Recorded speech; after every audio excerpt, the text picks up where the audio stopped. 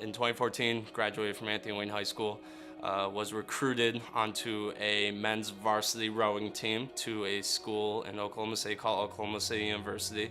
And that first weekend, my teammates invited me to a party. I was taking a couple of drinks, I took a couple shots with my teammates, and when I woke up that Sunday morning, I looked back on the night and I couldn't remember it.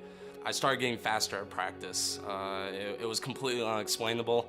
I didn't feel like I was that fast, but I kept on getting up the ranks and starting to make varsity. I started falling into drugs. I started smoking weed, started doing shrooms. I did cocaine once, and I started doing more and more drugs at these parties. So amongst all of that, no matter how much I drank the night before or how much I smoked or whatever it was, I kept getting faster and faster.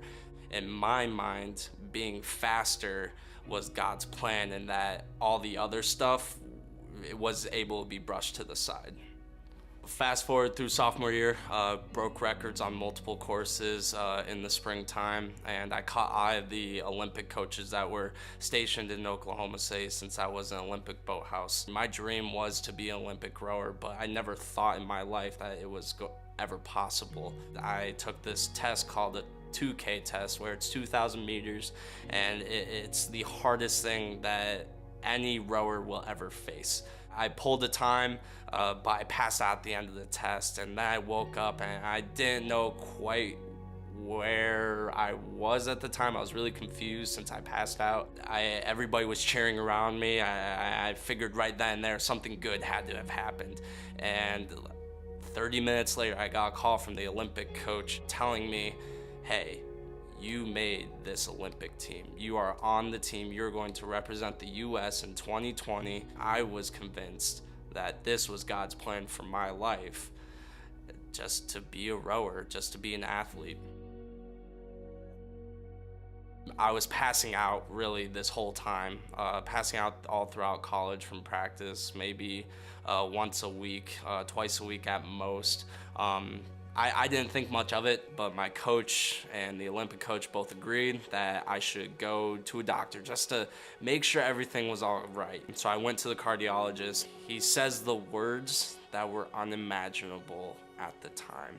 And he looks at me and he says, Todd, you can't row anymore.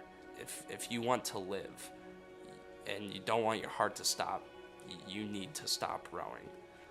My life, everything I worked for the past 6-7 years was over. My life's purpose, it was gone.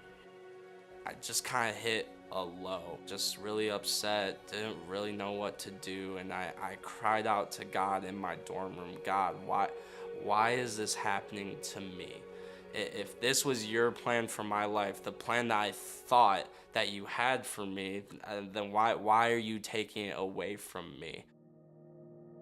I decided that at one point I will take my life. I wasn't sure when, but that at one point I was going to, because I felt like my purpose was over, that I had no more purpose, and because of that, why would I have a reason to live? I wrote letters to people that I loved, telling them I'm sorry for being such a huge disappointment. February 15th, that exact day, that night, I locked myself in my dorm room. I sat in the corner with the pills for my heart that was slowing my heart rate down, that was kind of controlling the symptoms that I had.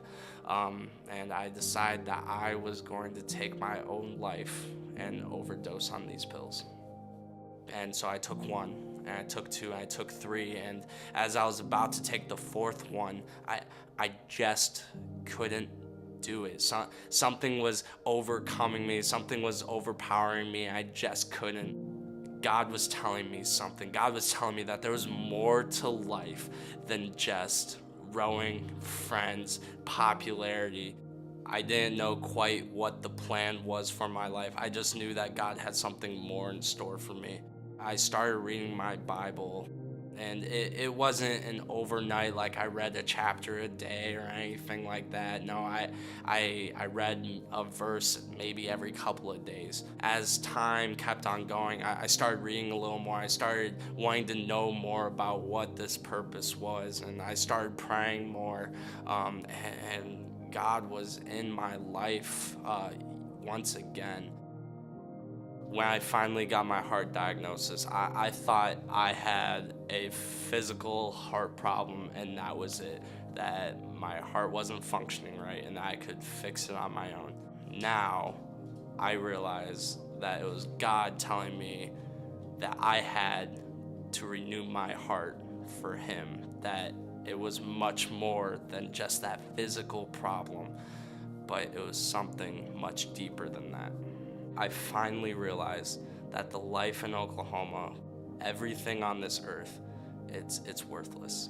But what is worth living for is for God and for His kingdom. And this life ultimately turned into something that I wanted to live for.